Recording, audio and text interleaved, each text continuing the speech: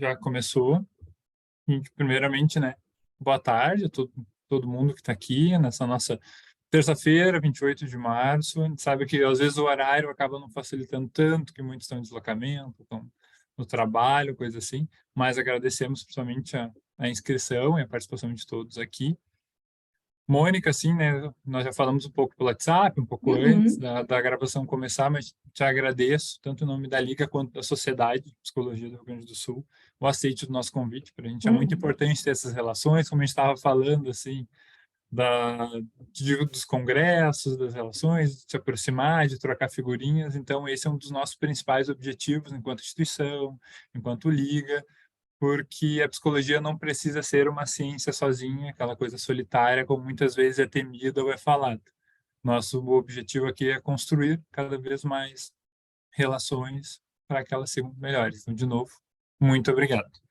Agora, Eu que agradeço o convite, em primeiro lugar. É muito feliz como ligante também, né? Porque eu acho que a gente não deixa de ser, né? A gente sempre está participando de alguma coisa e ter esse convite como ligante pioneira do Rio de Janeiro e ver que essa coisa se estendeu pelo Brasil e que está dando certo e que a difusão do conhecimento, que é uma coisa pela qual foi iniciado esse projeto, ela continua sendo, né, levada a todos os lugares do Brasil agora, e poder partilhar desse tema, né, que me é muito caro e particular por estar na condição de autista.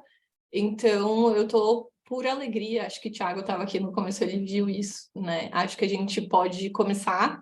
Eu vou começar agradecendo a vocês, né, a Sociedade de Psicologia do Rio Grande do Sul, especialmente Thiago e Kathleen, que tiveram comigo durante todo esse processo, sendo pacientes, me passando informações, né, de maneira bem detalhada, para que eu pudesse estar aqui com vocês hoje e dar conta, né, da gente conseguir essa agenda.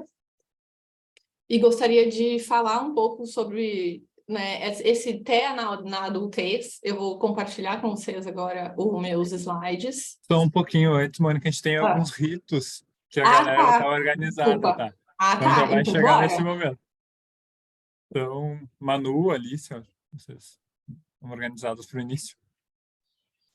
Primeiro, te dar as boas-vindas novamente, né, Mônica? É um prazer te ter aqui conosco. Né? A gente tem um processo todo que a gente gosta sempre, como a gente tem uma casa cheia, né? E hoje, inclusive, é um espaço que é o momento da nossa reunião da Liga, né? A gente sempre se reúne na terça, das 5 às 6h30, então hoje é como se a gente tivesse portas abertas, né? Fizesse um encontro com mais pessoas e contigo de convidada. Então, a gente gostaria de apresentar para todo mundo, né, a sociedade, a Liga. Com certeza. E apresentar também um pouquinho, né, falar do teu currículo e também falar do porquê que a gente escolheu falar sobre esse tema hoje, né, apresentar que a gente já vem há alguns meses falando sobre o autismo e aí, então, a gente vem pensando, né, nessa construção desse evento e o teu nome, né, foi muito bem recomendado para a gente estar aqui hoje para fechar esse ciclo de estudos que a gente tem, né, nesses meses. Vou passar para a Alice, né, a Alice é minha colega na coordenação junto com o Thiago, né, ela vai apresentar um pouquinho a sociedade para ti e para todo mundo que está conosco hoje. Agradeço. A gente agradece a presença de todo mundo, então, né, da Mônica também. Muito obrigada. Falando um pouquinho, então, da sociedade. Esse espaço onde a gente está agora, então, é um espaço da sociedade. A Liga faz parte da sociedade. O que é a Sociedade de Psicologia do Rio Grande do Sul, né? Ela foi fundada em 19 de julho de 1959, então ela surgiu antes mesmo da nossa profissão de psicologia estar regulamentada, né? Então, ela é a primeira organização a representar os psicólogos no estado, tá? Então, ela está há 6 décadas, né, fazendo um trabalho de desenvolver a psicologia, através de possibilidades de muitas trocas, muitos estudos. Volta e meia vocês vão ver vários eventos, tá, que são dos diferentes comitês que a sociedade possui. A Liga, então, é um espaço dentro da sociedade, assim como tem vários outros, né, que vocês ficam, então, convidados a ingressar na sociedade, ingressar nos comitês também, né. Então, dentro das possibilidades que ela traz, né, são os comitês, são os cursos, são as palestras que a gente tem, jornadas, mostras científicas, né, Prêmio Estudante Recém-Formados, que a gente teve bem recentemente, o Prêmio Chico Pedro, que é um dos fundadores da sociedade, e tem uma revista própria também, que é a Diáfora, que a gente também convida vocês, então, a lerem, se interarem, se quiserem submeter trabalhos, enfim, né? E acompanhar nosso trabalho, então, também nas mídias sociais.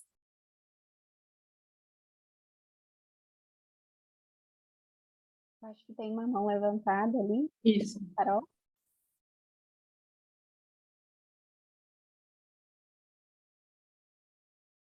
Carol, deseja falar? Tá conectando o áudio. Acho que foi um engano. Ah, então vamos seguir. Carol. Bom, então, né, reiterando as boas-vindas para todo mundo que está participando, também para a Mônica, né, foi um prazer conversar contigo, assim, super querida também, para a gente combinar as questões do evento. Dando seguimento ao que a Alice estava comentando, que a Liga é um espaço, né, dentro da sociedade, então a Liga ela vem como um espaço oferecido pela sociedade que visa incentivar uma troca de saberes dentro desse espaço que é a Liga, né? E através dessa troca de saberes é também criando possibilidades assim de incentivar estudantes e recém-formados em psicologia a desenvolver, né, toda a sua potência assim nas práticas em psicologia, articulando os desafios atuais da profissão e também no desenvolvimento profissional da psicologia e a identidade profissional de cada um. Resumidamente, seria isso.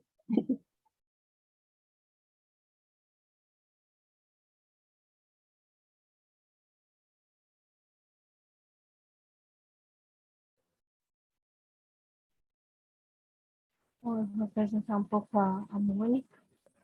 A Mônica fez psicologia, graduação na UFG, no Rio de Janeiro. Foi membro da Liga Pioneira em TCC lá no Rio também. E possui formação em TCC, esquema, sexualidade.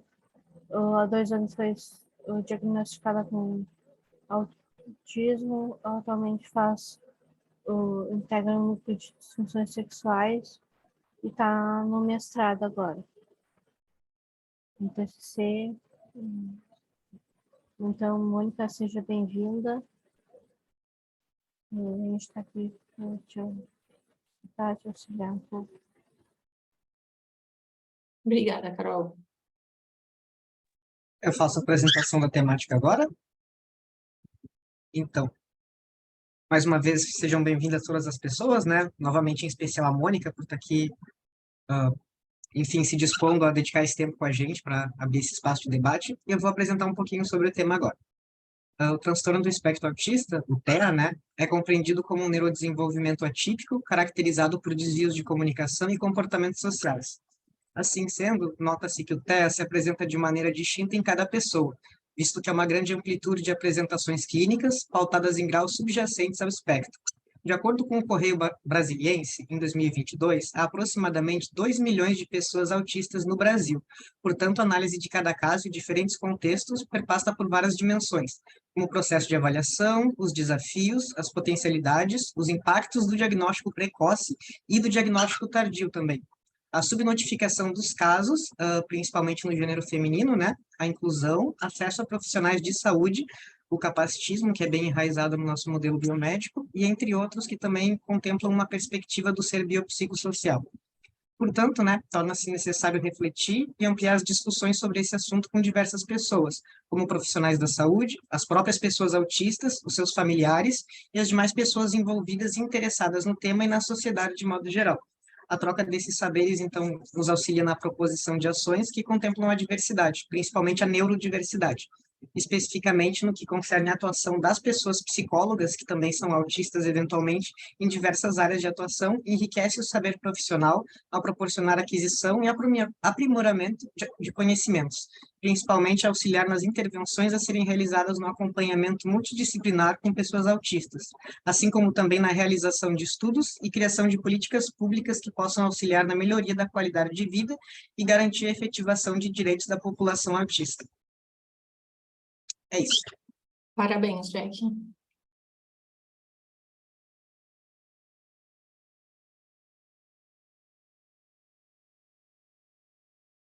Então, a gente, só algumas combinações, se não me engano, tinha conversado com a Kathleen, né, Mônica, que as perguntas podem ser feitas durante a tua fala, né? Tá. Mas, de qualquer forma, nós temos 2 ligantes que são responsáveis por essa questão das perguntas, tanto no chat. Se alguém sentir à vontade, levanta a mãozinha, abre o microfone, foi a preferência da Mônica, ou podem colocar no chat que a galera está organizada para ir auxiliando nisso. Obrigada, Certo? Então, gente. agora é contigo. Isso, eu vou só repetir. Quem quiser para a apresentação, eu não tenho essa dificuldade. E fico feliz de ter o auxílio de vocês para o chat, porque talvez eu não consiga dar conta. Então, também me parem, é só chamar meu nome que eu paro a apresentação e respondo perguntas, enfim. Vou tentar compartilhar aqui agora, vamos lá.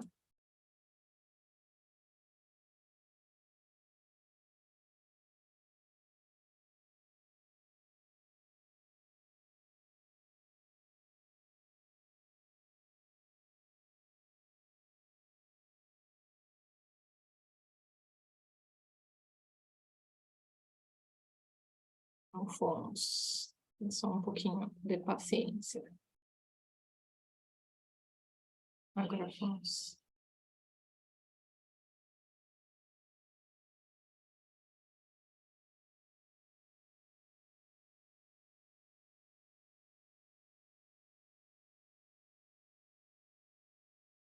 Vocês conseguem ver a minha tela? Sim, perfeito. Aqui o nosso tema, aqui estaria meu currículo, mas maravilhosos, já conseguiram fazer, né? Já me apresentaram. Os agradecimentos também já foram feitos. Jack apresentou, né, o que é a classificação e critérios diagnósticos. Então, eu queria começar falando com vocês sobre desmistificação, né? Porque a gente tem muito ainda socialmente, e para quem vai se tornar clínico, é importante que a gente veja que isso é uma coisa recorrente, né, na nossa sociedade, de que autistas, em primeiro lugar, até antes da pandemia, talvez, né? Eu mesma não via tanta divulgação sobre diagnóstico feminino, por exemplo. E a pandemia foi ali, né, em 2020. Então, a gente tem 3 anos de divulgação massiva sobre informação de diagnóstico tanto adulto quanto feminino.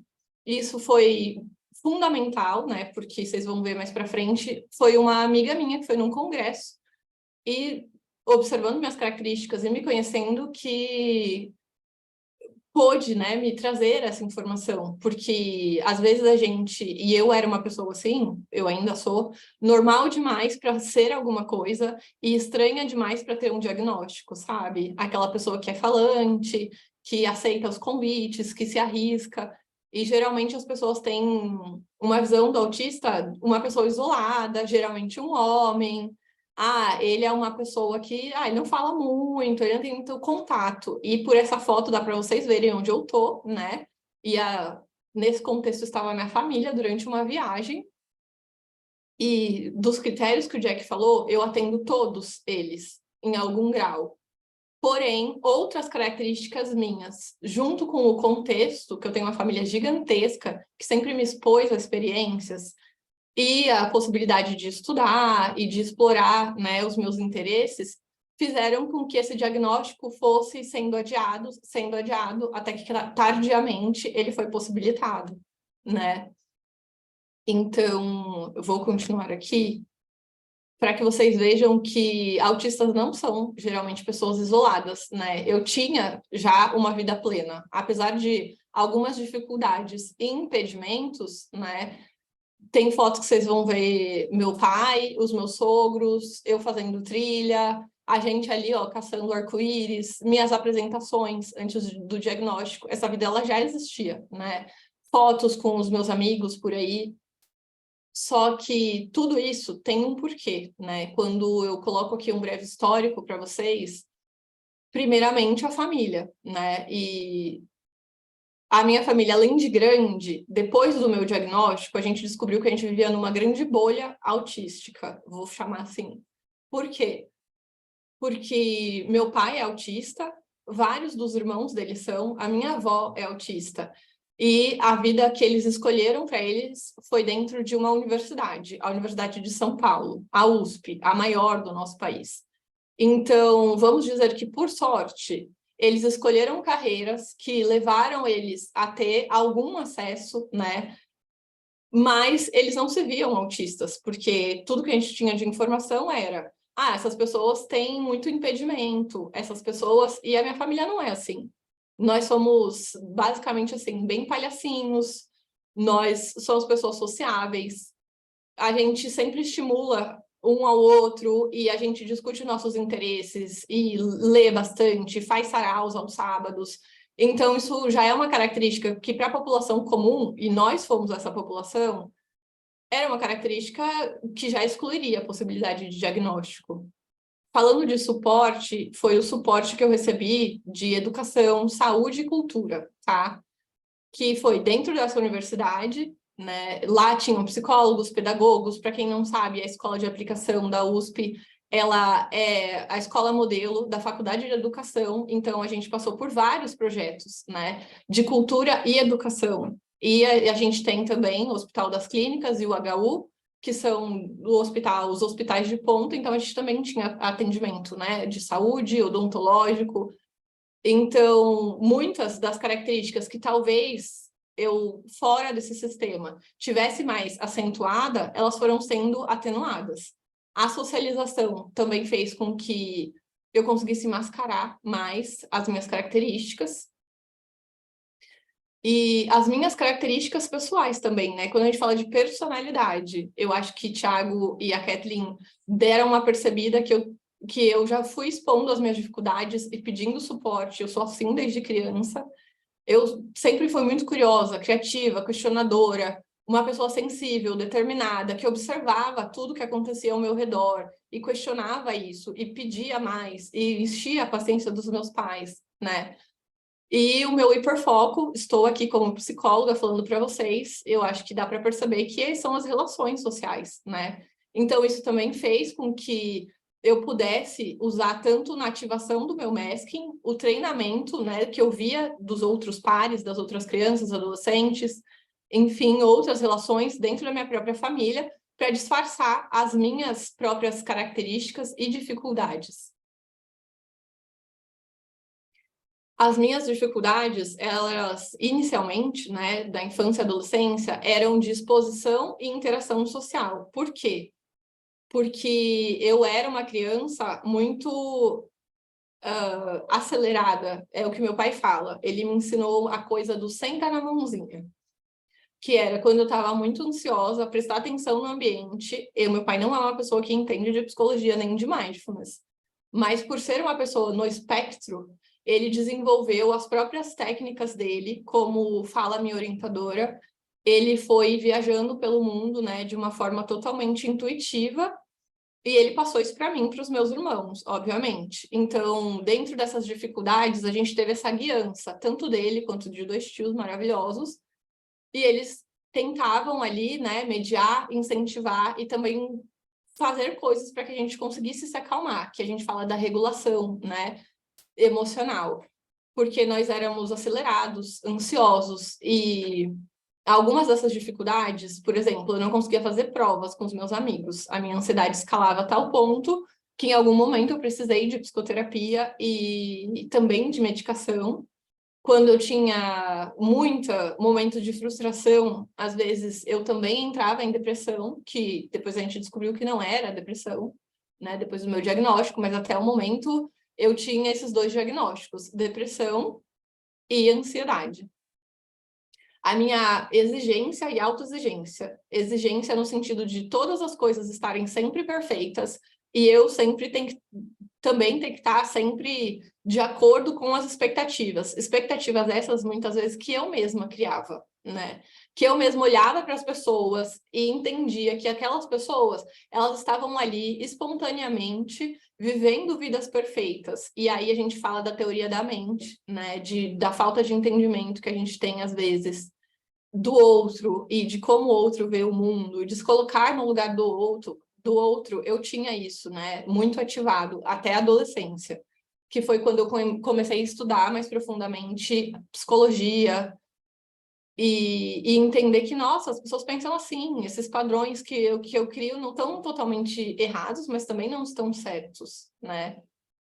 E, além disso, né, eu tinha dificuldade de lidar com frustração e com os tempos das outras pessoas, porque por ser uma pessoa muito exigente, e aí isso também dificultava a minha interação social, eu queria que as coisas fossem feitas da minha maneira, porque a minha maneira era correta. Como assim, né? Eu entendo de ciência, porque fui criada dentro de uma universidade, eu entendo de procedimentos, porque meu pai e meus tios trabalham, né, em laboratórios, eles me levam, e aí a falta de compreensão de como o outro se comporta, qual é o tempo do outro, né? E isso dificultava a minha interação, porque eu tinha dificuldade de entender que pessoas têm outros métodos de viver, têm outros jeitos e outras preferências. Hoje, como clínica, é uma coisa risível para mim, né? Quando tenho pacientes, inclusive dentro da condição, a gente brinca bastante com isso, né? Quando a gente explora e para e conversa com as pessoas, porque isso faz com que eles vejam que o social, ele está ali,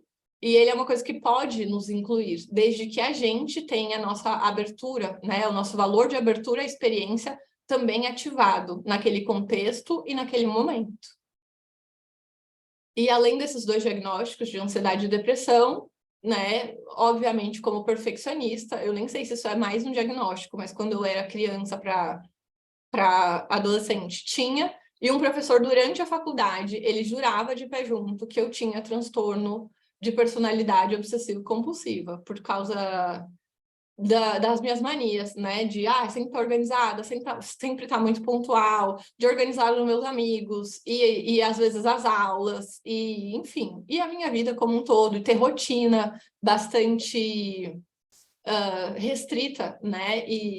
E bem fechadinha, horário para comer, horário para fazer as lições, horário para até para sair, eu tinha que me preparar. Hoje eu consigo já improvisar algumas coisas, não todas, mas algumas já consigo relaxar e modificar uma agenda quase em cima da hora.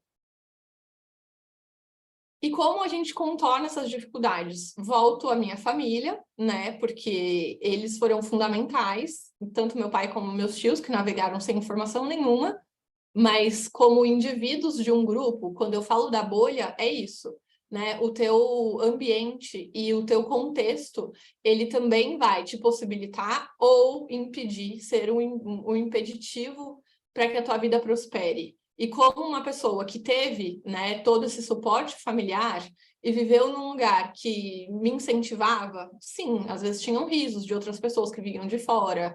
Na escola, eu sofri bullying. Na própria universidade também, pessoas riam do meu jeito. Mas eu tinha para onde voltar. Eu tinha a aceitação do meu social, da minha base, né? E dentre essas pessoas, minha mãe também não entendia muito bem o que era, então ela vivia me colocando em aulas de fono, aulas para modelar, como olhar para as fotos, como sorrir, como sentar. E às vezes eu me sentia um boneco, não nego, mas hoje eu falo, isso foi importante para mim, porque foi um tipo de suporte que na clínica a gente faz de outro jeito, né? Quando a gente fala de ABA ou terapia cognitivo-comportamental para jovens e adultos, né, dentro do espectro autista, a gente vai ter toda uma metodologia, mas naquele tempo eles não tinham informação, né? E mesmo assim eu consegui entrar numa universidade, eu consegui prosperar, eu consigo estar aqui, né? Mesmo os métodos não sendo os melhores, a motivação deles, e não é uma justificativa, ok? Porque nem todo método vai ser bom para todo mundo, mas naquela época funcionou para mim, né? E mais a coisa de ser escutada, de poder ter alguém para choramingar mesmo, porque às vezes eu tenho esse modo, né, de eu queria reclamar de alguma coisa e aí eles já sentam do meu lado e falam, você tá com aquela cara, vem, fala.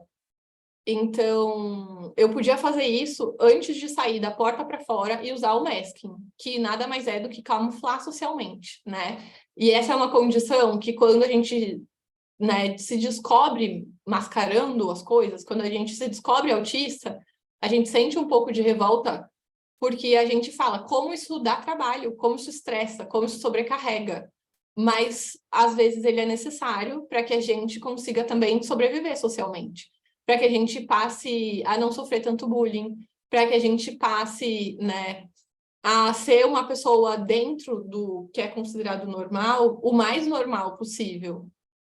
E as pessoas sempre me olharam assim, você é normal demais para ter alguma coisa, mas a tua perfeição mostra que você não é tão humana, né? E aí pessoas me zoavam porque você parece um robô.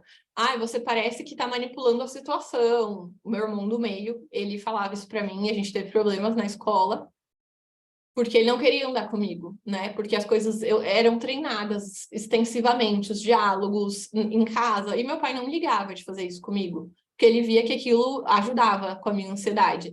Mas o meu irmão não gostava, né? E aí eu sofri também nessa época, porque eu queria alguém para andar comigo, né? E não tinha. Esse alguém, pelo menos não a companhia dele. Outras pessoas surgiram em outros momentos. E além da gente colocar essa camada, né, de perfeccionismo, de camuflar as características, a gente também evita, né, ficar ali se automonitorando, que a gente fala da hipervigilância, muitas vezes, de não se balançar, né, de ter comportamentos que a gente falou, eu acho que Jack falou, né, comportamentos repetitivos. Então, eu mexo no cabelo hoje em dia, eu vejo quando eu estou ansiosa e eu balanço muito as mãos, e foi uma questão durante a faculdade, a minha gesticulação, por isso, o bullying. E aqui também, né, já falei um pouco, antecipação e preparo. Então, quando eu tinha uma prova, eu ia ao lugar com antecedência, eu realizava as tarefas também várias vezes. Eu tinha uma rotina muito bem estabelecida desde sempre, desde que eu estava na creche, essa rotina existia e ela dava certo. Atividades de transição, que nada mais são do que você tirar uma soneca de 15 minutos para se regular, né? Quando você está muito sobrecarregado, e aí você conseguir fazer uma coisa depois, você tomar um banho, você fazer uma caminhada. Então, meu pai e meus tios, eles me falavam isso, eu aprendi isso desde muito pequena, porque a gente se sentia muito estressado, não sabia o que era, mas meio foi uma coisa geracional, né? Como se fosse uma herança geracional ali sendo passada, e eram coisas que me aliviavam, e algumas delas, mesmo em terapia hoje para o autismo, eu ainda faço uso delas porque me são familiares e são muito úteis, né? Elas funcionam no momento que eu preciso, além de meditação, além de mindfulness, além de respiração diafragmática, que depois que entrei na psicologia descobri todas essas coisas maravilhosas. Uso de dispositivos, né, fones de ouvido, também tampões de ouvido, que eu usei durante muito tempo na vida, porque a minha sobrecarga acontece muito através do sistema auditivo. Então, eu não tenho televisão, eu não escuto rádio praticamente, eu coloco pontualmente músicas e escuto, assim, áudios, né, de pessoas, mas geralmente eu evito, porque é um negócio que me dá uma sobrecarga tremenda, e aí eu não consigo atender, não consigo fazer reuniões, então eu tenho que priorizar, né? Apesar de parecer uma pessoa que dá conta de todas as coisas, tem um vídeo, quem quiser depois, eu mando, de uma pessoa que eu gosto, que ele fala, eu não dou, a verdade é essa, né? A gente entra no masking e a gente faz o que tem que fazer, mas muitas vezes a gente tem que dormir mais cedo para se conseguir descansar. E evitação também, né, gente? Para quem tiver ansiedade, além de autismo, ou alguém que tem autismo e ansiedade, reparem que nas épocas que essa pessoa estiver mais cansada, talvez ela use esse mecanismo, né? Evitação nem sempre é uma coisa ruim. Evitação, às vezes, evita que a gente continue se sobrecarregando, chegue o que a gente fala de tanto burnout autista, né? Quanto o burnout da vida diária, os shutdowns e os meltdowns também, né? Eu sou da galera que geralmente não coloca, não externaliza muito. Então, eu não brigava, eu não gritava, eu não me desregulava comportamentalmente. Mas eu entrava nas fases que eram chamadas de depressão, né? Que é a gente não ter força para fazer nada, não ter disposição para fazer nada, estar funcional minimamente, às vezes, para ir a uma aula e fazer um relatório, e no final da faculdade, mais para frente, vocês vão ver que nem isso eu conseguia, né? Quando a gente fala de crise, que antes eu usava medicação para ansiedade e para depressão, elas começaram a acontecer muito mais durante a faculdade, porque eu estava em São Paulo, junto com a minha família, dentro de um ambiente, né, com uma população que me entendia e me acolhia.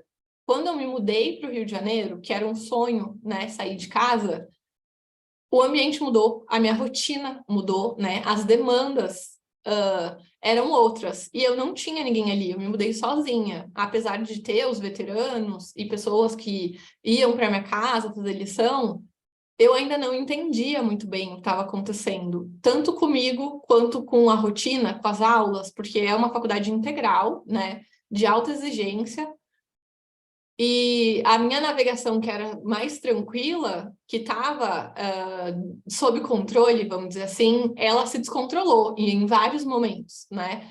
E aí eu deixava de me alimentar, tive crise renal, porque eu não prestava atenção que eu precisava, né, me hidratar. A minha coluna travou também, porque eu deixei de fazer exercício físico para dar conta das coisas da faculdade. Tive quando a gente fala de prejuízos, são esses prejuízos, além dos prejuízos sociais, né? Às vezes a gente também é atingido fisicamente, quando a gente não consegue se monitorar, quando a gente não tem quem faça isso, a gente aprende a fazer isso sozinho, né? E os desafios eram muito sociais, porque eu não sabia como me conectar com aquelas pessoas de primeiro momento. Felizmente, nós temos um sistema que já era, né, ativo e agora está muito mais atento a isso, né, as dificuldades das pessoas de adoção, né, dos veteranos pelas pessoinhas maravilhosas que vão chegando, e eu tive isso e me supriu essa necessidade. Mas o estresse a gente tem vários campi, para quem não sabe, né? Então, a gente tem Fundão, depois vocês procurem, ou se quiserem, entrem em contato comigo. A gente tem o camping do centro e da Praia Vermelha. E, às vezes, num único dia, a gente tinha que estar em 2 lugares. Um de manhã, o outro na hora do almoço e voltar à tarde. Então, isso já me desregulava inteira. O Rio de Janeiro é calor, eu sou uma pessoa que eu tenho hipersensibilidade também a cheiro e a temperaturas.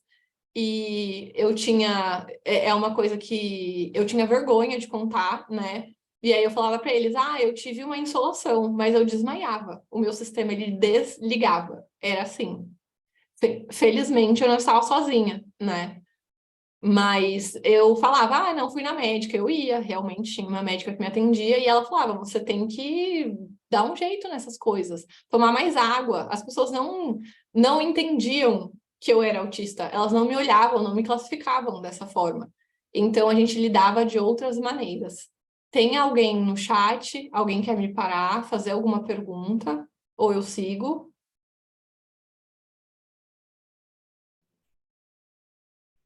Enquanto ainda não tem uma questão. Obrigada, Carol. E o que eu conto aqui, né, nesse slide sobre episódios depressivos, na verdade, já falei de shutdowns, né? Só que a gente teve uma dificuldade com o orientador, né? E várias pessoas foram abusadas por essa pessoa, eu uma delas. E aí eu entrei nesse período de não conseguia fazer nada, né? Eu não conseguia ler, eu não conseguia prestar atenção, eu não conseguia... E aqui eu tô falando de assédio moral, tá, gente? Esse abuso foi assédio moral. Mas eu fiquei extremamente estressada, porque eu falei, a gente tá no final do curso, eu não vou ter quem me oriente, eu não vou ter carreira mais. Eu entrei num desespero, que meu pai teve que me ligar e falar, volta para casa nesse momento, porque os teus amigos estão desesperados com o teu estado. Voltei, né, por uns 8 dias para casa. E quando retornei ao Rio, eu fui de encontro a essa amiga que estava voltando de um congresso, na época, sobre neurodivergências. E aí ela falou, Mônica, eu tô te encontrando aqui nesse estado e todas as suas características, ela me acompanhava desde a graduação, são características do autismo, só que você é uma pessoa que mascara muito bem, que estuda muito bem relações sociais, né? Que está se preparando para atender, porque eu já fazia cursos desde o 6º período, né? Como uma pessoa inquieta, meus professores já me indicavam para fazer formações. E então eu usava aquilo na minha vida, né? Como bom terapeuta, hoje em dia a gente fala de habilidades terapêuticas, autoterapia, né, autorreflexão, de várias habilidades terapêuticas. E eu já fazia isso comigo mesma, né? Como leio inglês e outros idiomas, eu já pegava aquilo e ficava ali treinando e juntava uma galera e a gente fazia grupo de estudos, né? Além da liga, além das apresentações. Então, eu conseguia estabelecer muito bem as coisas na minha vida e cada vez mais esse autismo foi sendo mascarado. E aí ela falou, tudo isso é característica, né? Isso que você tá de não falar com as pessoas, de se isolar de períodos em períodos, de ter esse cansaço extremo, isso é um shutdown, amiga. Isso não é depressão, né? E aí eu fiquei meio num estado assim, eu acho que eu não sei verbalizar, sabe, de indiferença do mundo, de como assim? Me chamaram, né, para fazer o estágio em neuro, que a gente atendia autistas na faculdade, e eu falei, ai, não tem nada a ver comigo, eu não entendo nada sobre isso. O grande plot twist da minha vida é que logo que eu saí da faculdade, alguém vira para mim e fala, todas essas características que você tem são características autísticas, né, vou chamar assim, do transtorno do espectro autista. E aí eu falei, eu preciso de um tempo para pensar, para considerar e para ler, né? Porque ela conversando comigo falou, você talvez se beneficie, né, do conhecimento, da terapia, desenvolver habilidades, né, e estratégias que te ajudem a navegar melhor nessa vida.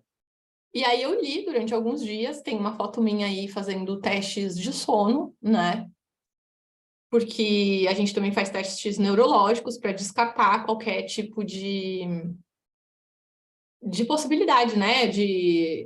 Eu tenho a palavra em inglês, meu Deus. Cognitive impairment, para ver se a gente não tem nenhum déficit cognitivo. E aí fiz, né? Passei uma noite numa clínica, coloquei um monte de eletrodo, fui descobrir, como minha família brincou, qual tipo de X-Men que eu era, porque já era bem esquisitinha, mas estava acostumada no meio dos meus esquisitos. E apesar de relutar, eu sou uma pessoa que eu adoro, né, o conhecimento. E fui pesquisar. Aí li um artigo, se eu não me engano, da BBC, vou procurar, quem quiser, eu passo esse artigo sobre mulheres, né, tendo diagnóstico tardio, e um outro sobre, basicamente, garotas no mundo de garotos, o diagnóstico de garotas adolescentes sobre o espectro autista. Esse artigo eu tenho, porque eu usei ele no final da graduação. E quem quiser pode me procurar também, que eu passo ele. Foram as duas coisas que eu li e eu fiquei abismada, absurdada, quando eu li que aquelas pessoas tinham vidas parecidas com as minhas. Vidas praticamente normais, elas davam conta das coisas, elas eram criativas, sensíveis, mas às vezes se retraíam, porque o social não entende muito bem, às vezes, o nosso jeito, a nossa empolgação, a maneira como a gente observa o mundo, descreve o mundo e organiza esse mundo. E aí eu fiquei em choque e liguei, choramingando, como eu disse para vocês no início, para uma amiga minha, que é a Renata, e fez curso de esquemas comigo. E falei, Rê, você está fazendo o diagnóstico? E ela respondeu, sim. Para quem que é? E aí eu falei, para mim. E ela falou assim, olha, posso te dizer uma coisa? Eu quero fazer teu diagnóstico. E eu falei, como assim, Rê? Ela falou, eu já tinha reparado características suas, mas você navegava bem, para mim, na minha concepção. O que aconteceu, né? Ela perguntou. Aí eu falei dessa minha amiga, falei da dificuldade com o orientador e o final da faculdade. E ela falou, vem para minha clínica. Isso estava num período, assim, bem complicado para nós duas, mas a gente conseguiu se reunir várias vezes, assim, em seguida. E ela falou, vem para minha clínica, eu vou fazer. E aí eu coloquei essa foto porque quando chegou esse resultado aí, desse exame, ela mandou para mim, né? Ai, tá tudo ok. E aí eu pensei, eu não sou autista. Tudo isso, né? Tudo bem, tem uma galera que parece comigo, talvez eu tenha traços. E aí eu entendi que tava tudo ok. Depois de, sei lá, uns 10 dias, 15 dias, a Renata falou, Mônica, você não vai vir aqui? Aí eu falei, ué, mas você não disse que tava tudo ok? Ela falou, tudo ok, com seu teste neurológico. Olha a literalidade da pessoa. E aí eu fui para a clínica de boas, falei, ela quer conversar comigo, né? Não quer me deixar chateada e tal. E aí, quando eu sentei, ela estava com uma pasta, sei lá, com um monte de documento, né? E aí ela olhou para mim, quando ela virou a primeira página, eu comecei a entender o que estava acontecendo ali, a minha ansiedade foi escalando de uma forma que eu nunca esperava que isso acontecesse, né? E eu entrei em paralisia. Ela falou comigo, vamos parar, vamos tomar uma água, dar uma respirada e a gente volta. Assim fizemos. E ela falou, olha, como você entende muito bem disso e você mascara muito bem as características, né? Dá aulas, dá palestras, você estuda o assunto, não diretamente o autismo, mas as relações sociais. Eu demorei um pouco mais porque eu tive que buscar um outro especialista para falar da história da tua vida, né? Porque eu fiz um diário para eles, junto com a minha família, durante o tempo que foi pedido para as entrevistas, etc. E aí ele falou, ela é claramente uma autista, né? Mas eu tenho a dupla excepcionalidade da superdotação também, então isso ajuda com que mascare, né? Porque a minha compulsão por estudar as coisas faz com que, às vezes, eu consiga sobrepor, né? Uma habilidade, uma dificuldade com uma habilidade, por exemplo. E aí ela me apresentou um outro mundo, né? Ela e Lelê, que é uma outra amiga também, que falou comigo sobre a superdotação. E aí eu fiquei meio... E agora, né? Meu mundo tá caindo. E aí, o que que eu faço? Como é que eu vou lidar com isso agora? Eu continuo? Eu paro? Eu desisto? Né? Vou viver de coisas que a natureza dá? Porque eu tenho esse momento, né? Dou uma coringada. Quem não conhece o termo, depois me procura. E aí ela falou, por que parar, né? Você é uma pessoa competente, você não tem déficit cognitivo nenhum, você pode usar isso para orientar pessoas e para beneficiá-las com o conhecimento. E eu falei para ela, mas eu olhei isso de uma forma diferente, eu não acreditei. Será que as pessoas vão acreditar em mim, né? Fiquei me questionando de eu devo revelar isso profissionalmente?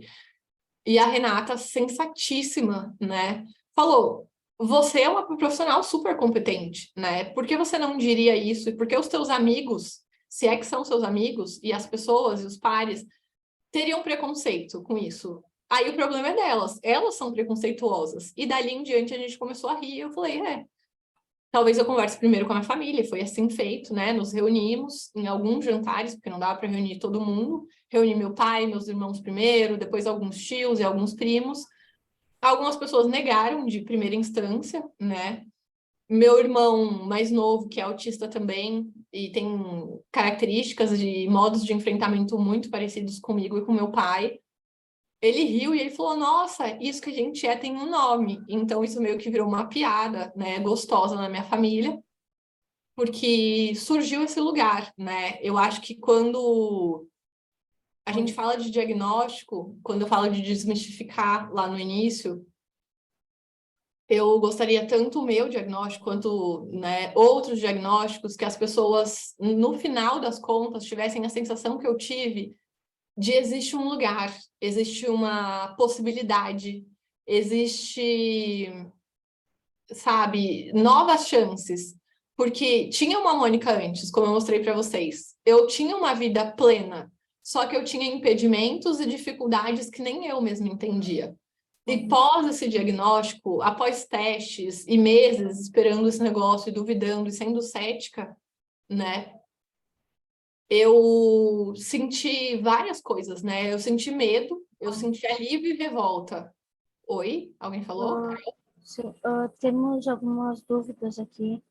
Pode falar, Carol, pode me Profissional da interromper. saúde. Quais práticas você considera legais para pessoas autistas em constante meltdown e shutdown? A primeira coisa, eu vou falar de práticas baseadas em evidência, tá bom? Porque, enfim, né, com o que eu trabalho.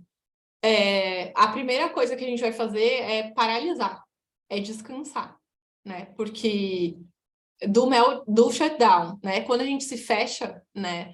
A gente fala de sinalizar. A gente já está sentindo esse cansaço, a gente já está sobrecarregado. Então, como a gente vai manejar uma coisa que é uma paralisia, basicamente, do teu corpo, né? E mente juntos, porque é tanto cognitivo quanto emocional e às vezes físico também. É um cansaço que ele dá dor, literalmente. Então, a primeira coisa que a gente vai fazer, geralmente como clínica e quando acompanhada de psiquiatras também da equipe, a gente vai afastar essa pessoa, assim como um burnout, né? Essa pessoa está afastada por um período para que ela consiga, né, minimamente se estabelecer. Quando a gente fala de meltdowns, a gente pode ter o componente cansaço, né? Só que a gente vai precisar de técnicas comportamentais. Essa pessoa precisa desenvolver habilidades tanto de efetividade interpessoal, que é diálogo, porque se essa pessoa ela está batendo, quebrando, né, causando estragos ou se automutilando, porque também tem esse fator nos meltdowns, a gente precisa que essa pessoa desenvolva algumas ou várias habilidades, né? Que primeiro é a percepção de si mesmo, o que está causando, qual é o evento disparador dessas coisas, em que ambiente isso está acontecendo, em que contexto isso está acontecendo, né? Porque aí a gente vai conseguir criar ali toda uma formulação para esse caso, e aí sim entrar com a intervenção. Mas primeiro a gente precisa que a pessoa esteja ciente, descansada e em condição, né, de compreender e de praticar essas habilidades. Basicamente é isso, né? Senão eu teria que dar uma aula aqui de manejo. Pergunta para a pessoa, por favor, Carol, se foi suficiente. Jack, foi Jack? bom. Ah, tá. Tem outra aqui, da Larissa. Boa tarde. Seriam técnicas utilizadas com pais da criança? Quais técnicas seriam utilizadas para com os pais das crianças com TEA? Eu não atendo crianças, eu vou deixar esse alerta aqui, né? Eu não atendo em aba, eu não tenho formação em aba, mas geralmente, né, de leituras, enfim, né, a gente acaba lendo e tendo contato. A primeira coisa que a gente faz é saber que informar os pais que essa terapia, ela é uma terapia de família, toda terapia com criança é terapia de família. A gente vai fazer terapia em loco, tanto escolar quanto com os pais em casa, para que eles desenvolvam, né? Eu falei de ferramentais, eu falei de habilidades, eu falei de intervenções, para que essa criança seja estimulada, para que essa criança ela possa, né, ter acesso aos interesses dela, porque isso é muito importante, né, para um autista, apesar das pessoas acharem que a gente vai ficar desviando sempre a atenção. Não, às vezes conseguir, né, acesso por um interesse faz com que a criança depois consiga flexibilizar, né, para que ela acesse outras coisas, para que a gente consiga negociar, a depender da idade dessa criança, da compreensão e também do grau de suporte, é importante a gente lembrar disso, que há graus de suporte, né, dentro do autismo, que a gente consiga negociar, porque a gente está falando de ser humano, né, então a gente não vai só ficar adestrando uma pessoa, não é isso, né, eu acho que nenhuma das terapia se propõe a isso, se propõe que a pessoa tenha, no final, o grau máximo, a autonomia como ser humano. Acho que meio que é isso, essa é a guiança que a gente faz com os pais, é que eles não só manejem sintomas e comportamentos, né, que eles entendam também que essa pessoa, ela tem desejos, vontades, e que, né, ela em algum momento, ela possa, se é que é possível, a depender do grau, óbvio, de suporte, ela desenvolva autonomia, como eu, como meus irmãos, como outras pessoas, né, de grau 2, por exemplo, que eu conheço, e hoje são totalmente autônomas. Então, é importante que a gente também passe essa visão para os pais, né, que não é só manejo de sintoma e comportamento.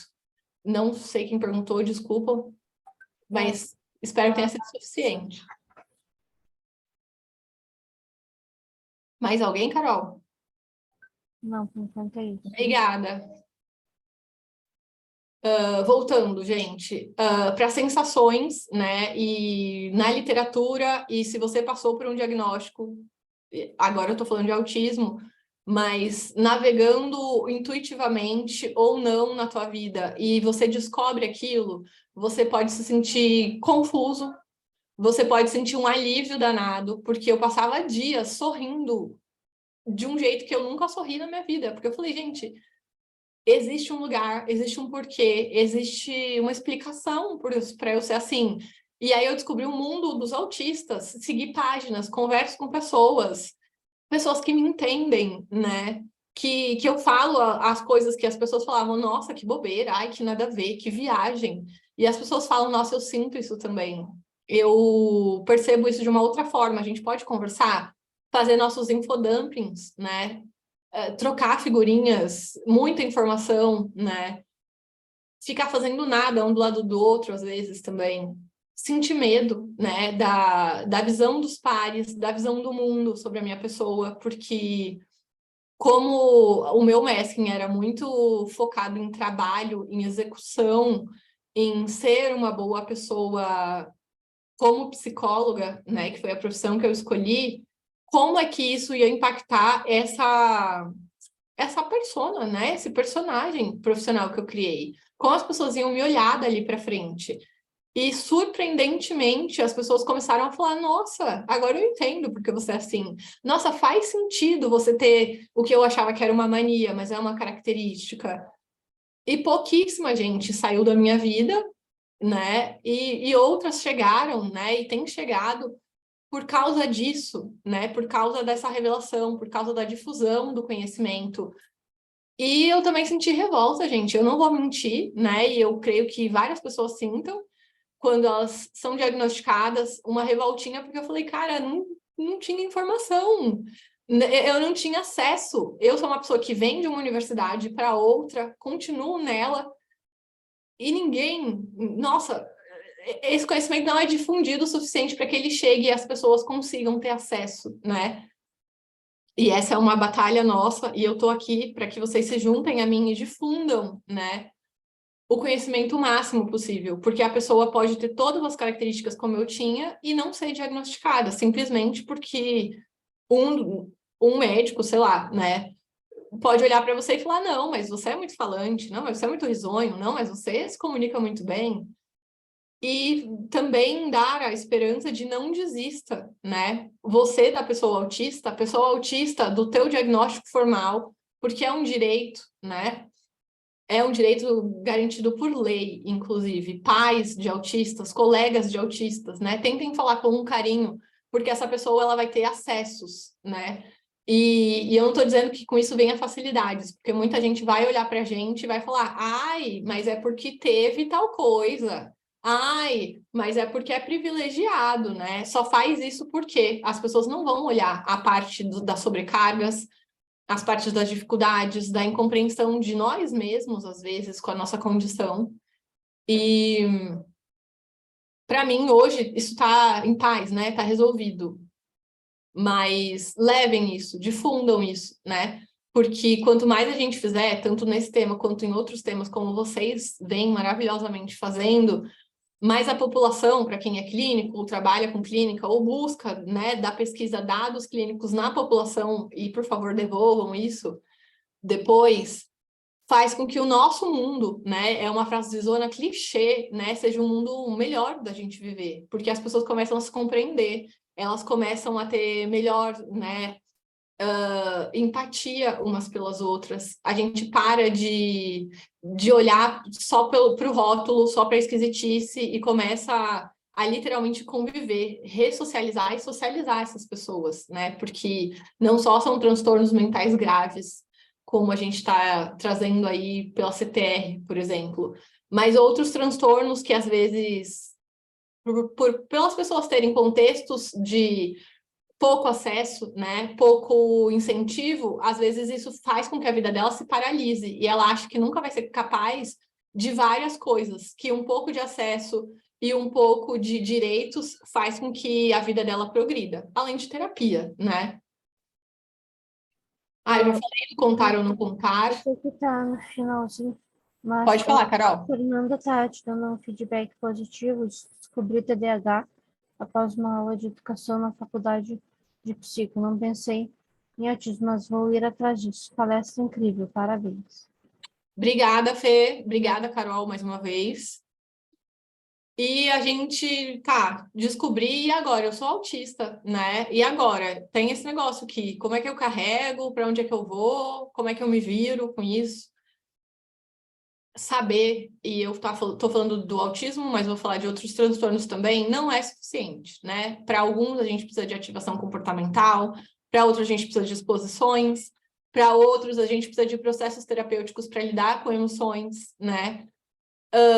E as emoções, elas podem emergir de repente com gatilhos, né? Ou com zoeiras, porque eu sofri bullying, então às vezes as pessoas fazem brincadeiras e eu ainda me desregulo, só que hoje eu sei como me regular novamente, né? Isso não vai paralisar a minha vida. De maneira que a gente comece processos terapêuticos também para aprender a se entender, para reestruturar a vida, para retomar projetos, né? E na minha vida foi isso, né? O mestrado foi um deles, porque eu falei, deixa quieto, meu. Eu vou só viver de clínica aqui, mas eu sempre quis, né? A carreira acadêmica. E agora eu tô nessa retomada, né? Isso é possível, de repente, num tempo diferente das outras pessoas.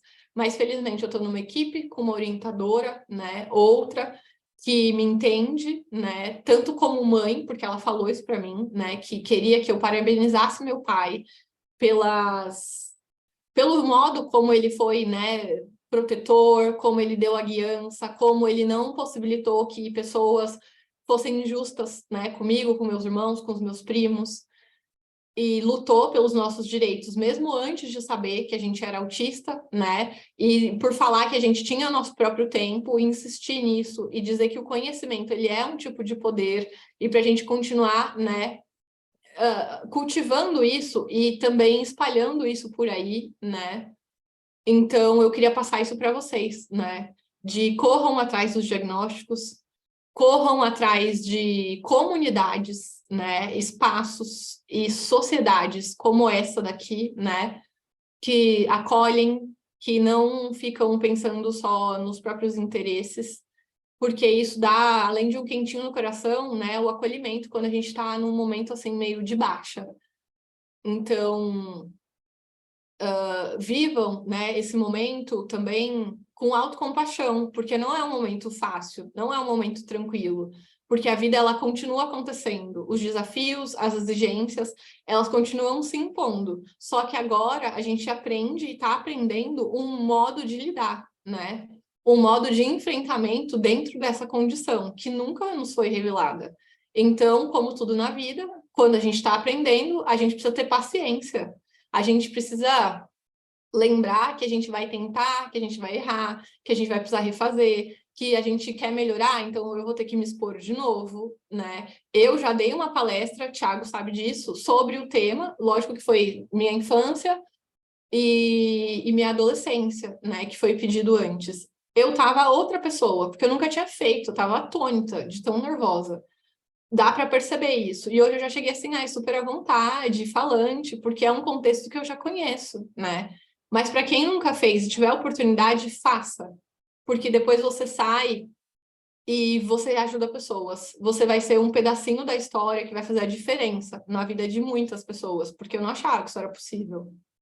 E hoje pessoas me procuram, a gente conversa, pedem atendimento, né? Me encaminham pessoas. Então, globalmente, a sua vida muda, né? Não tenha medo de ser você. Eu vou falar um pouco disso, acho que no próximo, né? Porque eu sou uma pessoa, né, dentro daquelas características, muito expansiva, muito... Os meus amigos falam que eu tenho uma energia caótica, né, de ser, muito alegre e me expressar de um jeito meio diferentão. E dentro dessa condição, eu entendi, né, o porquê, às vezes, porque eu tenho muito controle do impulso em algumas áreas e eu me sinto muito à vontade para me expressar com amigos e família. E aí eu descobri que essa energia caótica, muitas vezes, é o que faz com que o dia deles melhore, por exemplo, né? Quando eu mando um áudio, quando eu faço alguma coisa destrambelhada, quando eu falo de um jeito que eu vejo o mundo, né? Quando eu ajudo eles, porque eu faço bastante isso, né? Quando ajudo na intervisão, por exemplo, dentro do espectro a gente fala de modus operandi. Por exemplo, organizar padrões. E eu faço isso muito bem dentro da terapia cognitiva comportamental, que é onde eu fui treinada. Então, formulação é uma coisa facílima para mim, né? Como organizar casos, como você fazer hierarquia de intervenções, como você escolher as intervenções que você vai usar. Então, quando a gente fala de burocracias também, né, da clínica, essas são as vantagens, né? O hiperfoco para eu ficar horas estudando sobre qualquer coisa que me interesse, ou para ajudar alguém que eu gosto muito. Então, são coisas que antes eu reprimia em mim, né? Tanto o meu jeito, quanto meus padrões, quanto essa coisa de achar que, eu tô muito me metendo, ao invés de dar sugestões que sejam úteis, né? E hoje eu faço isso com mais facilidade. Hoje eu tenho mais tranquilidade, inclusive, de falar para mim, talvez eu tenha, né, exagerado um pouco, mas tá tudo bem. Amanhã eu posso modular isso um pouco socialmente, do que ficar me sentindo, que burra, porque eram coisas que eu ouvia, né, na escola. Que exagerada. Que pessoa que não sabe se comportar. Eu escutava isso na infância, né? Tenho uma pergunta referente a Podem isso, fazer. da Cláudia. Como foi para ti pensar no diagnóstico com uma deficiência? É uma coisa que está na lei brasileira, né? E eu acho que é uma coisa que muitas pessoas olham por esse viés, mas como eu falo muito da minha família, porque nós temos, além disso, né, temos outras condições de neurodivergência e outras tantas, né, também de eficiências e deficiências, vou colocar aqui, e eu nunca me vi deficiente no sentido impeditivo, sabe? Porque, primeiro, eu sempre tive um incentivo, né? É legal ter um ambiente e uma comunidade que fazem isso com você. Às vezes eu tinha o meu tempo, diferente das outras pessoas. Ou acelerado demais, ou eu demorava, ou era literal. Mas, como eles tinham paciência comigo, eu aprendi, né? A gente fala de internalizar, né, modos, por exemplo, com que as pessoas usam com a gente. Então, isso foi uma coisa muito positiva na minha vida, de, às vezes, ter a coisa da ansiedade, da autocobrança, mas também sentar e falar, olha, se eu realmente quero muito isso, história, vou contar isso para vocês. Eu sempre fui uma pessoa que tinha muita facilidade com ciências, todas, qualquer, matemática, física, química, extrema facilidade com geografia, mas eu não entendia muito bem história. Então, eu queria tirar notas boas. Eu fazia muito aquilo. Eu estudava muito aquilo, né? Tanto que hoje eu sei muito bem história, porque o meu comportamento de não me resignar frente às situações, que é um modo de enfrentamento do meu pai, fez com que eu ficasse muito boa numa coisa que não é uma habilidade natural, né? Como a gente fala de coisas inatas.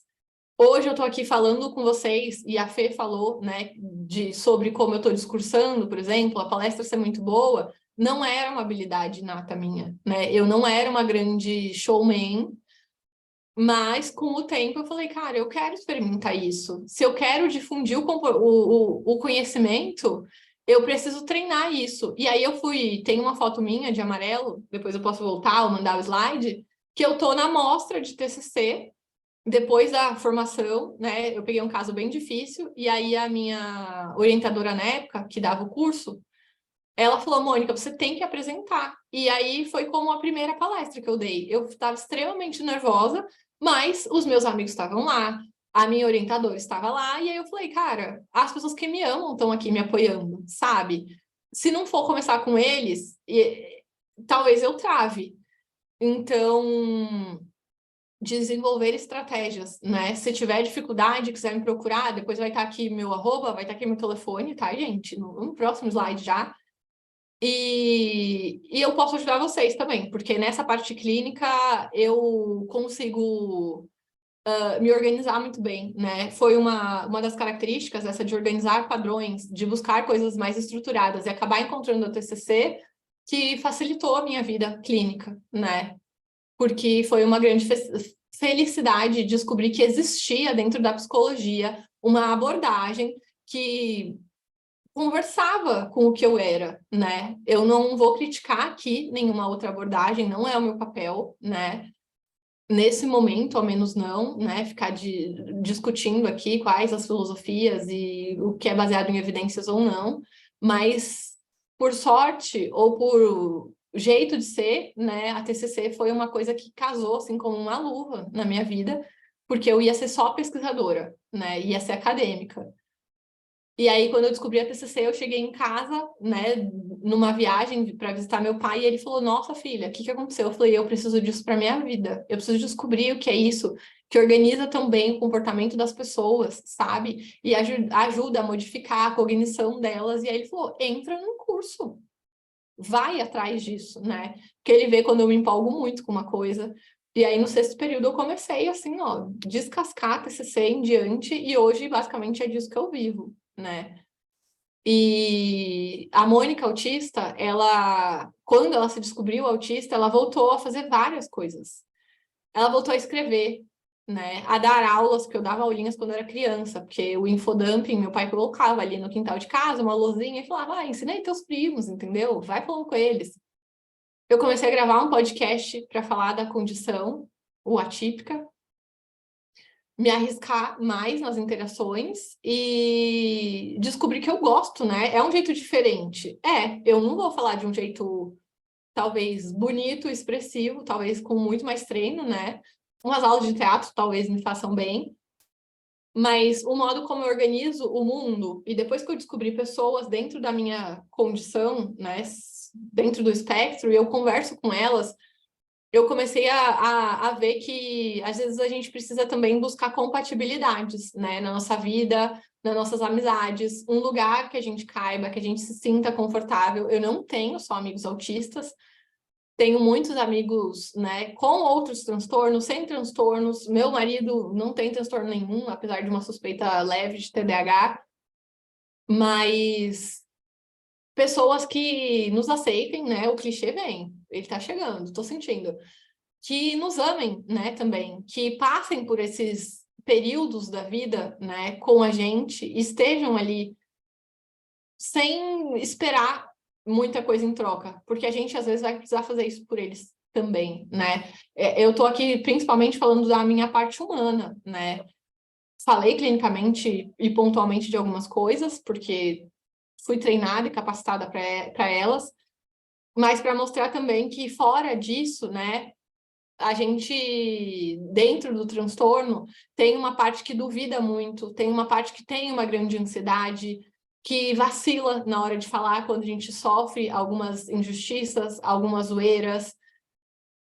Mas quando a gente começa a se compreender, quando a gente ou vai para o diagnóstico formal ou se entende como autista, porque às vezes a pessoa não tem inicialmente condição de fazer o diagnóstico, mas vê claramente, né? Ou alguém da área da saúde vê claramente que tem, isso dá um conforto, sabe? Isso dá um norte novo, isso dá uma nova esperança de que agora eu posso ir devagar, eu posso ir sempre, eu posso alcançar aquelas coisas, talvez por uma nova via, talvez com uma nova reestrutura, né? Com novos pilares, não do jeito como manda o figurino, né? Mas isso é possível sim, né?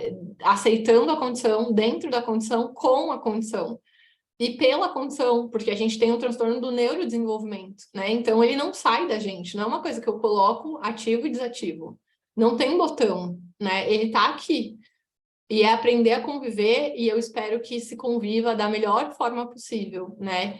Que consiga se fazer as pazes para quem já virou inimigo, né? Do transtorno, qualquer um deles, mais especificamente do espectro autista, para que você consiga, né, ir margeando a tua vida e navegando na tua vida. Eu vou sequestrar a Marsha Linehan aqui, né, e o pessoal da RoDBT, o Lynch, uma vida que vale a pena ser vivida e, no final, compartilhada, né, porque vida plena é isso, é uma vida que você termina o dia e fale: nossa, que legal estar com aquela galera. Nem tudo foi perfeito, nem tudo foi legal.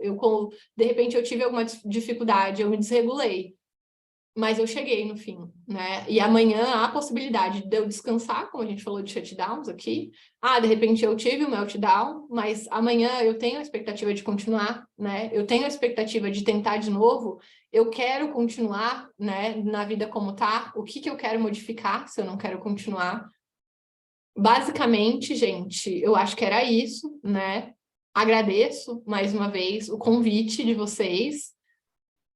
Quem tiver questões, não quis colocar aqui, não quis se expor, abrir câmera, colocar no chat, podem me achar no psi.monicafragoso no Instagram ou no 11 97106 9602 no meu WhatsApp e trocar figurinhas e perguntar, enfim, né? Continuar essa conversa em outros ambientes, porque eu tô sempre muito aberta, né? Eu sou uma pessoa extremamente sociável, então vamos embora, né? Juntos nessa, eu não vou chamar de luta, mas nessa caminhada, né? Pela difusão do conhecimento sobre o autismo, né? E outras condições também.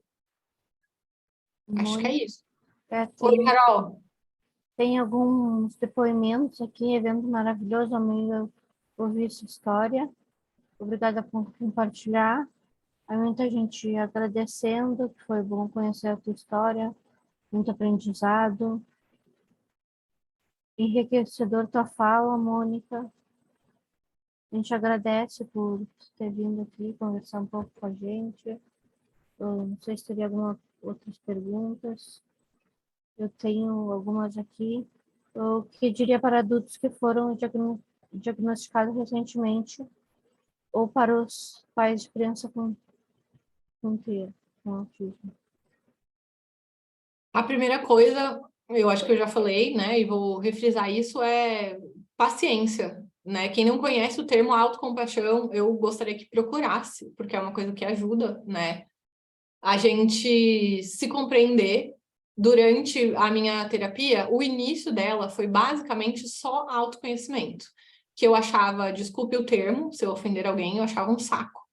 Porque eu falava, que negócio é esse de autoconhecimento, sabe? Acho uma baboseira. Eu quero que ele tenha... Eu falava isso pro meu psicólogo. Eu quero que você faça intervenções para que eu fique boa, para que eu fique funcional de novo, para que eu possa só voltar para minha vida, entendeu? Esquecer que tudo isso aconteceu.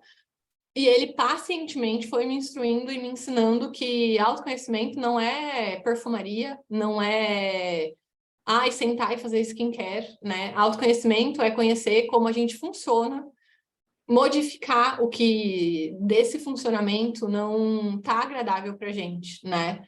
É ter um diálogo interno também dentro das estratégias que a gente usa, né? Quando a gente realmente para estar mindful na nossa própria vida, a gente descobre que às vezes o nosso diálogo interno ele é margeado por cobrança, por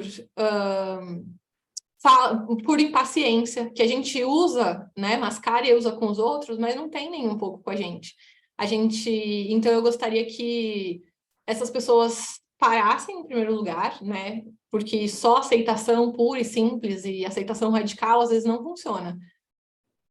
E tentassem se entender, né? Como você tá agora? O que é esse transtorno? Que impactos ele causa na tua vida? A primeira coisa é essa, né? Que características que você tem que são mais, né, destacadas na tua vida, que te trouxeram mais dificuldade? Quais que trouxeram facilidade? Porque a depender do nível de acesso, né, e condições dessa pessoa na vida, às vezes ela teve características também que fizeram com que a vida dela andasse, características protetivas, por exemplo.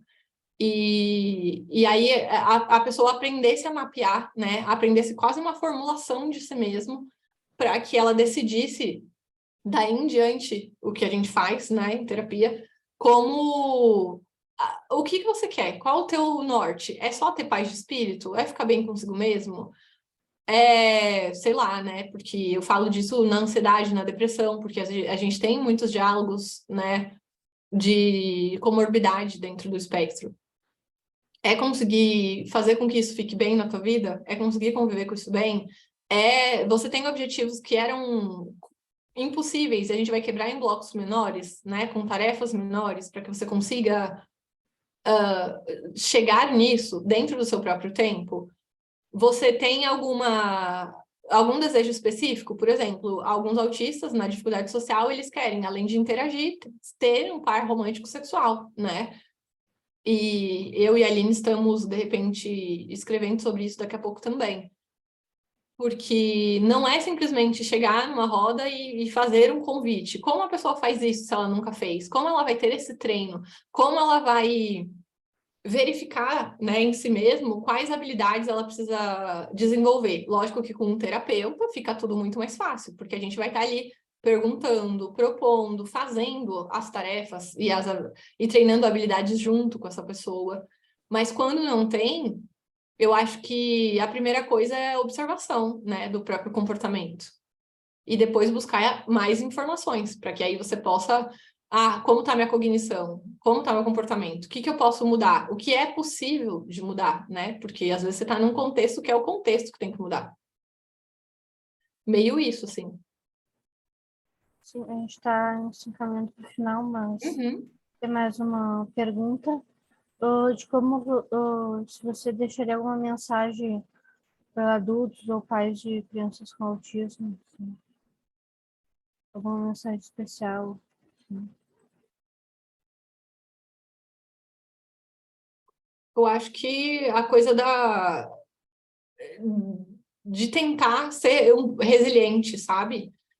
O modo de enfrentamento de não se resignar, eu acho que ele é muito importante dentro dessa condição, né? Porque às vezes a gente, recebi o diagnóstico. E resignação não é a mesma coisa que aceitação, tá, gente? Depois vocês procurem a diferença. Mas aí vai viver dessa mesma forma, né? Vai continuar tudo do mesmo jeito? Se tem o diagnóstico formal, né? Eu falei de direitos, por exemplo. De repente, isso facilite, né? Pode entrar por cotas na universidade, você pode ter auxílio no seu trabalho, né? Coisas que facilitem ou redução do teu horário. Então, são coisas que às vezes fazem com que a sobrecarga mesmo de convivência ela diminua. Você pode começar, como eu, por exemplo, a negociar olha, gente, eu vou em tais eventos e tais eu não vou, porque o ambiente é muito barulhento num bar que toca música ao vivo. E vai dar meia hora, eu já vou estar aqui com a orelha sangrando, por exemplo. Então, você começa também a dizer, mas não, às vezes, em prol do seu próprio benefício, né? E não necessariamente precisar justificar isso. Porque agora você entende que o seu funcionamento é diferente, que você precisa de coisas que outras pessoas não precisam. Então, não se resignem, desculpe, né? Tentem buscar, né, um avanço dentro da condição que vocês têm, com a condição que vocês têm, né? E auxílios, benefícios e direitos também, porque eles existem. Mônica, te agradeço muito pela tua fala, com certeza teríamos inúmeras perguntas, questionamentos, contribuições e, claro, agradecimentos de todo mundo, né? Muita gente está colocando ali no chat, te agradecendo, dizendo que foi muito bom, que foi ótimo te escutar, né? E fazendo da palavra de todo mundo a nossa, né? Enquanto liga, assim, e sociedade. Te agradecer pela tua presença, por toda a tua preparação antes ali de conseguir fazer todo o material, nos enviar também, né? Organizar esse tempo para estar aqui conosco. Então, com certeza foi uma tarde muito rica, de muito aprendizado e muito bonito também de escutar toda a tua história, todo o teu desenvolvimento. A sociedade como um todo fica de portas abertas para te receber em outros momentos também. Seria ótimo daqui a pouco ter um mini curso contigo, né? Que daí a gente teria mais horas para te escutar, né? 1h30 foi pouco, né? Então, obrigada pela tua disponibilidade, obrigada também por todo mundo que está aqui conosco hoje, que ficou até o fim, né? 1h30, né, conosco. Então, também a sociedade, a Liga, fica de portas abertas também para quem quiser entrar em contato com a gente, né? Os certificados vão vir em 20 dias, tá? Pelo e-mail de cada um que se cadastrou ali pelo Simpla, né? Então, vai vir pelo mesmo e-mail que está cadastrado. Em 20 dias chega. Se qualquer dúvida, qualquer questão antes, pode nos contatar, pode contatar a sociedade, que eles façam também. Tá? Então, Novamente, obrigada, Mônica, pela tua Obrigada a fala. vocês. A gente vai encerrando, né, para a gente finalizando o nosso horário. Pessoal, se alguém quiser, a última palavrinha, Thiago. Agradecer todo mundo, né, Mônica, em especial pelo contato. Todas as recomendações que eu ouvi de ti superaram as expectativas, então te agradecer por obrigada. todo esse momento. Certamente iremos trocar muito ainda, muitas figurinhas. Gente, desejar uma boa tarde, boa noite para todo mundo. Beijão, certo? Tchau, tchau. Tchau, gente. Muito obrigada. Obrigada, Mônica. Tchau, Kathleen.